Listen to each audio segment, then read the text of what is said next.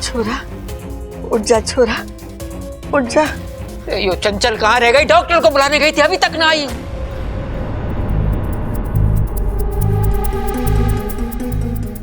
माँ, बब्बल को होश आ रहा है?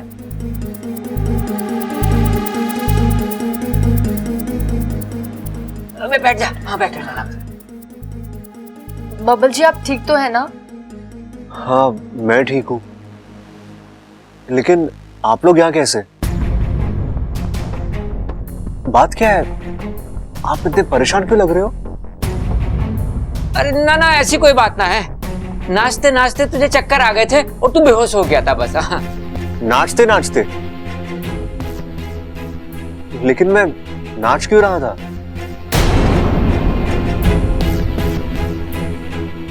अरे छोरा, संगीत में नाचेगा नहीं तो क्या कुश्ती लड़ेगा?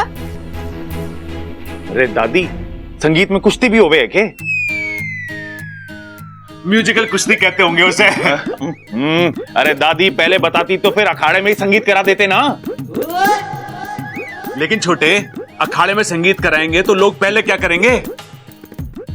कुश्ती लड़ते लड़ते नाचेंगे या नाचते नाचते कुश्ती लड़ेंगे? भाई ये बात तो मैंने सोची ना, पिताजी से पूछते हैं। पिताजी, आपका संगीत कहाँ हुआ था? पहले वाला कहाँ हुआ था वो तो मुझे याद ना है, दूसरा वाला तेरे कान के नीचे होगा, ये तय है। दादी, ये किसकी संगीत की बात कर रहे हैं? माँ, ये तो अपना संगीत ही भूल गया। अरे चुप कर, शादी की भाग दौड़ की वजह से ऐसा हो गया। छोरा, तेरा शरीर और दिमाग दोनों थक गए, तू आराम कर। हाँ माँ, इसीलिए मैं कह रहा था शादी आगे धकेल दो। अरे पिताजी, बोल क्या रहे हो आप? किसकी शादी? कैसी शादी? कौन सी शादी? अरे छोरा, तेरी और अमृता की शादी। दादी, मेरी और अमृता की शादी?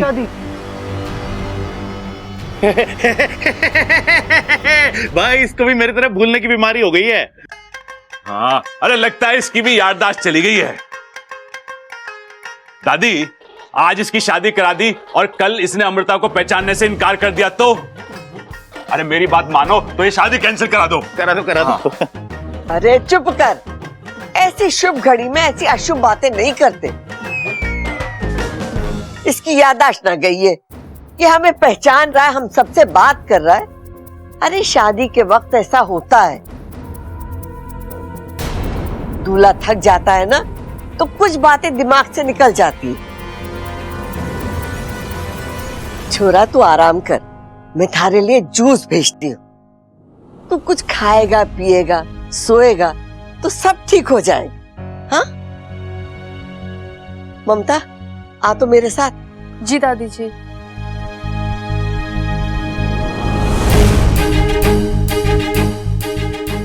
बब्बा, कैसा लग रहा बेटे? ठीक हूँ पिताजी। हाँ, तेरी तबीयत को लेके बाहर मेहमान बहुत परेशान है। मैं उनको बता के आता हूँ कि तू बिल्कुल ठीक है, हैं? ख्याल रखना इसका। अपू, आ जा मेरे साथ। अरे भाई, शादी के बाद औरतों को चक्कर आता है ये तो सुना था, शादी से पहले लड़के को चक्कर आ रहा है ये पहली बार सुन रहा हूँ। चक्कर क्या है? अपना बब्बल शादी से पहले बाप तो ना बनने वाला। अरे छोटे, ये वो वाला चक्कर ना है। अरे भैया, ये हो क्या रहा है? मुझे भी तो समझाओ। हाँ मैं समझाता हूँ। देख, अभी तो संगीत हुआ है, वो भी आधा अधूरा। देख, तेरे पास अभी भी वक्त है, दुल्हन बदल दे। अरे अमृता को छोड़ और इच्छा से शादी कर ले। कर ले। हाँ।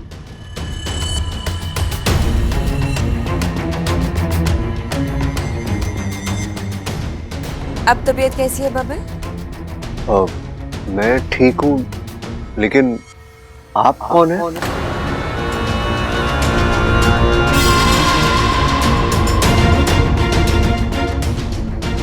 बब्बल जी, आपने इन्हें पहचाना नहीं? ये मेरे मम्मी पापा। लगता है चक्कर का थोड़ा सा असर अभी भी है आप पर। आप आराम कीजिए। हाँ हाँ, इसे आराम की जरूरत है, हम लोग बाहर वेट करते हैं, आ जाओ, चलो आइए, आ जाइए, आइए। आइए। देख अभी तो संगीत हुआ है, वो भी आधा अधूरा। देख तेरे पास अभी भी वक्त है, दुल्हन बदल दे। अरे अमृता को छोड़ और इच्छा से शादी कर ले। ये क्या हो रहा है? हर सही कदम उल्टा पड़ रहा है। अगर आज भी ऐसा ही कुछ। इच्छा, इच्छा,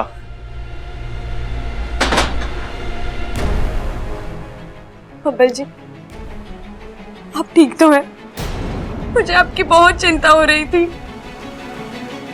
देखिए बब्बल जी, मैं जो भी आपसे कह रही हूँ इसमें मेरा कोई स्वार्थ नहीं है। मैं चाहती हूँ आप हमेशा खुश रहे। बब्बल जी, आप दुनिया की किसी भी लड़की से शादी कर लीजिए, लेकिन अमृता नहीं। अब आप पूछेंगे क्यों, तो मेरे पास इस क्यों का कोई जवाब नहीं है। वो अच्छी लड़की नहीं है, आपके लिए सही नहीं है वो लड़की। आप उससे शादी करके बहुत पछताएंगे बब्बल जी। शायद पछताने का मौका भी ना मिले। बब्बल जी, मैं अपने सपने में भी आपके लिए बुरा नहीं चाह सकती। आपने कई बार अपनी आंखें मूंद कर मेरी बातों पर विश्वास किया है। आज आखिरी बार मुझ पर विश्वास कर लीजिए। मत कीजिए ये शादी, तोड़ दीजिए ये शादी।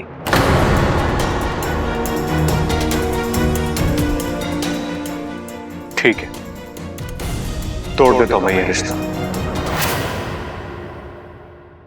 मना कर देता हूं अमृता से शादी करने से, लेकिन मेरी एक शर्त है। अच्छा,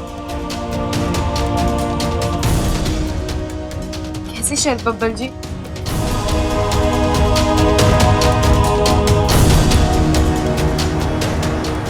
शादी तो मेरी कल ही होनी है। अच्छा, मुहूर्त भी निकल चुका है। अब अगर अमृता मेरी दुल्हन नहीं बनेगी तो किसी और को मेरी दुल्हन बनना होगा। तुम बनोगी मेरी दुल्हन?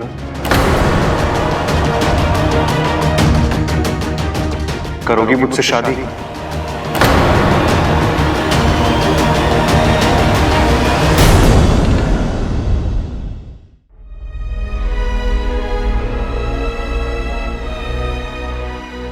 क्या हुआ अच्छा? इतना मुश्किल सवाल भी नहीं था ये। अच्छा, मुझे लगा तुम्हें एक पल नहीं लगेगा हाँ कहने में, तो फिर ये क्या? क्या मैं तुम्हें पसंद नहीं?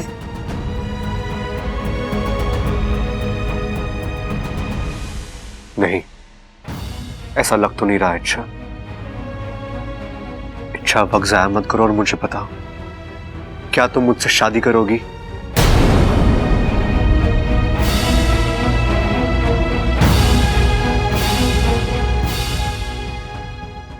नहीं बब्बल जी, मैं आपसे शादी नहीं कर सकती।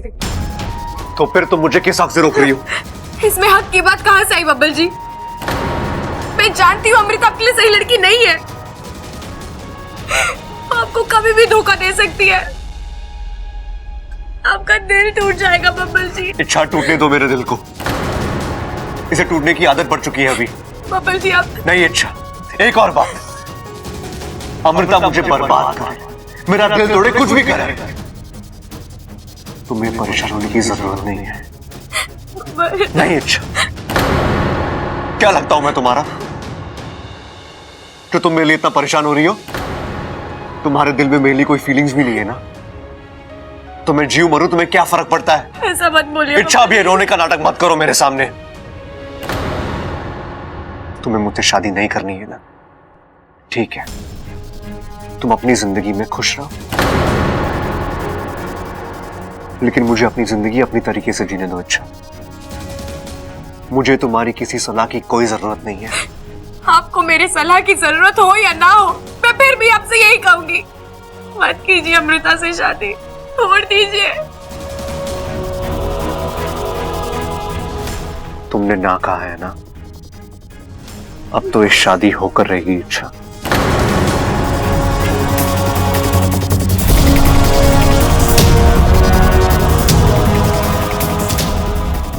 बबल जी मेरी बात तो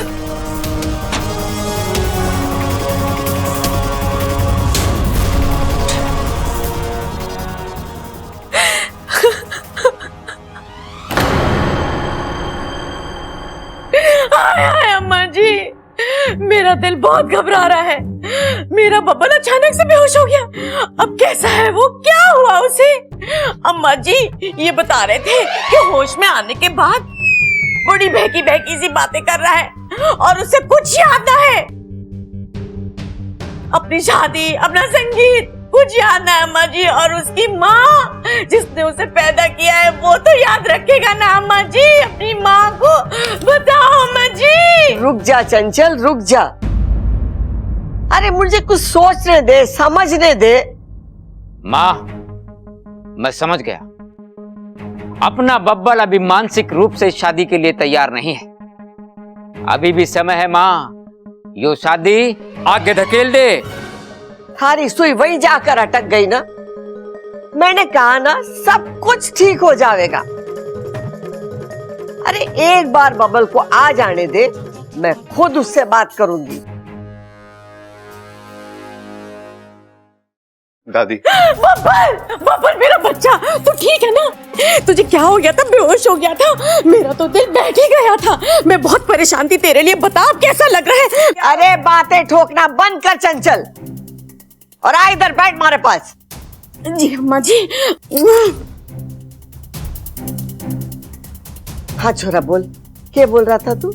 दादी मुझे आपसे कुछ बात करनी है। हाँ तो बता ना क्या बात है। अरे बातें तो होती रहेंगी, पहले यो बता छोरे, तेरा चेहरा यो लाल क्यों हो रहा है? पिताजी, दादी मैं अमृता से शादी करने के लिए तैयार हूं। अरे छोरे, ये कौन सी राज की बात बता दी तूने? इसके लिए तो तू पहले से तैयार था। हाँ वो बात दूसरी है कि थोड़ी देर के लिए भूल गया था। हाँ पिताजी, लेकिन मेरे दिल में कुछ सवाल थे। अब मुझे उन सारे सवालों के जवाब मिल गए हैं। अब मैं सिर्फ उन्हीं चीजों को, उन्हीं लोगों को भूलूंगा जिन्हें मुझे भूलना चाहिए। दादी आपने मेरे लिए बिल्कुल सही लड़की चुनी है और कल के कल अमृता के साथ मेरी शादी हो जानी चाहिए। कल? मैंने कहा था ना सब कुछ ठीक हो जाएगा। ठीक।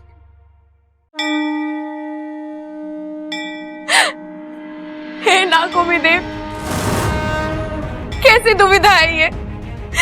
मुझे किसी भी तरह बब्बल जी को ये शादी करने से रोकना है और वो है कि मैं क्या करूं नागोमी देव? अमृता की असलियत बब्बल जी को बता नहीं सकती क्योंकि उसके साथ साथ मेरी असलियत भी खुल जाएगी। पर मुझे उस बात की इतनी परवाह नहीं है जितनी इस बात की है कि मेरा सच जानने के बाद परिवार के सब लोग मुझ पर विश्वास करेंगे या नहीं।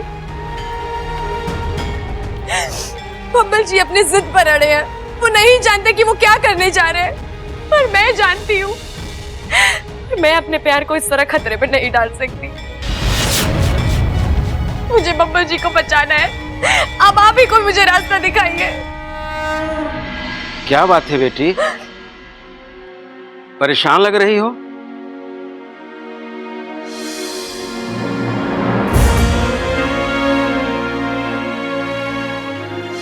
परेशान तो हूँ पंडित जी, नागिन होने की और इंसान से प्यार करने की परीक्षा दे रही हूँ। देखो बेटी, ये नागोमी देव का घर है। यहाँ पर हर पहेली को सुलझाया जाता है, हर समस्या का हल निकल आता है। यहाँ खुल के कहो क्या हुआ है। जो दर्द मुझे मिला है वही दर्द मैं इस परिवार को दूंगी। इस परिवार के एक एक सदस्य को भयानक मौत दूंगी। नहीं, कुछ ही घंटों में बब्बल की नाग आत्मीकरण विधि शुरू होगी। बचा लो अपने बब्बल को, जाओ।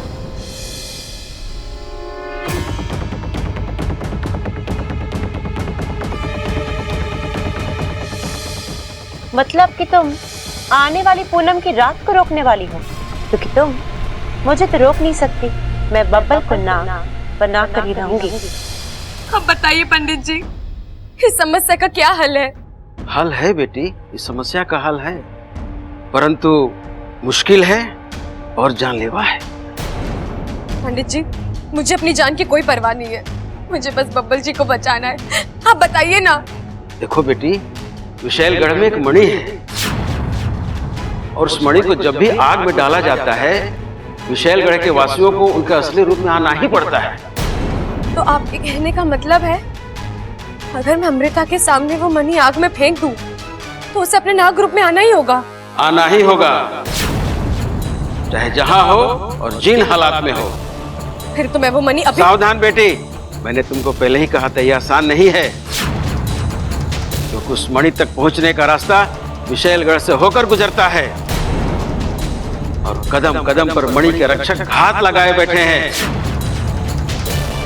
उनके पास अद्भुत जादुई शक्तियां हैं। तुम्हारे इरादों की भनक पड़ते ही वो तुम्हें छोड़ेंगे नहीं, मार डालेंगे।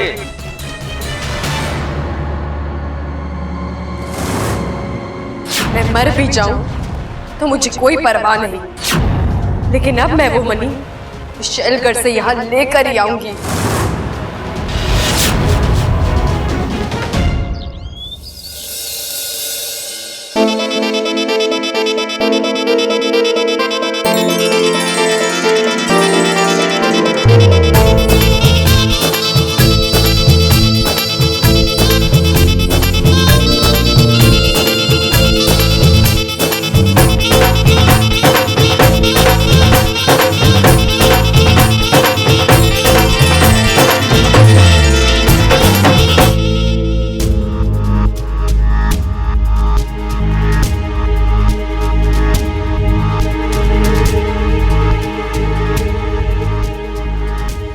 ये इंसान भी कितने अजीब होते हैं, किसी किसी वाहियात रस्में होती हैं इनमें। अच्छी खासी गोरी शरीर पर यूं हल्दी लगाना, ये कहाँ की समझदारी होती है?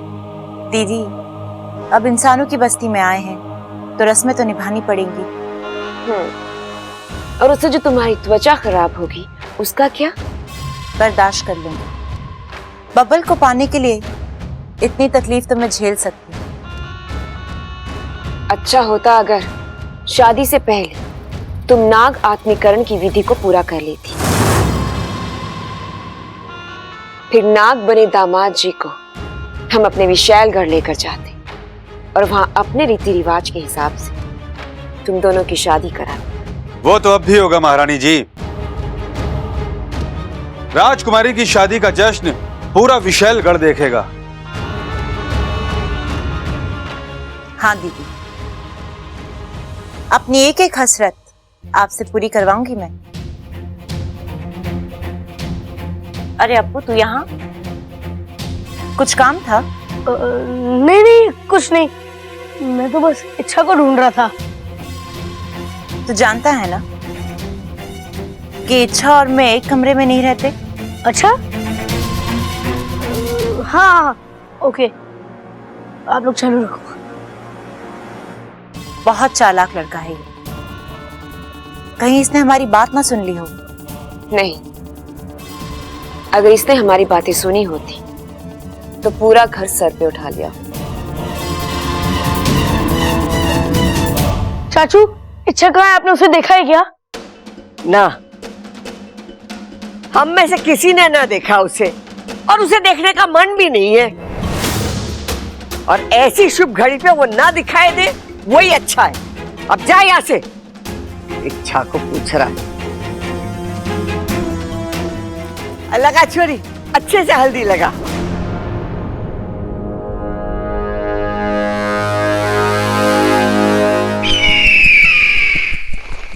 इच्छा,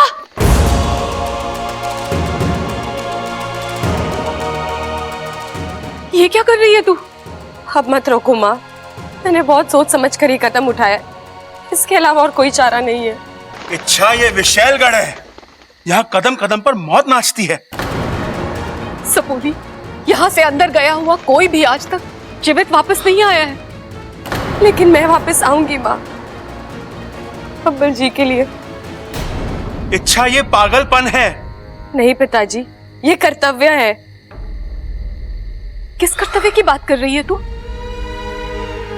इच्छा, तू एक नागिन है, इंसानों के लिए तेरा कोई कर्तव्य नहीं है। आज तक तूने जो किया बहुत हुआ, अब हम तुम्हें ये सब नहीं करने देंगे। किसी इंसान की जान बचाने के लिए हम अपनी सपोली की जान खतरे में डाल दें? इतना बड़ा कलेजा नहीं है हमारे पास। ऐसा मत कहो माँ, मुझे ये करना होगा। क्यों क्यों करना होगा? ऐसी कौन सी मजबूरी है जो तू? प्यार करती हूँ मैं उनसे।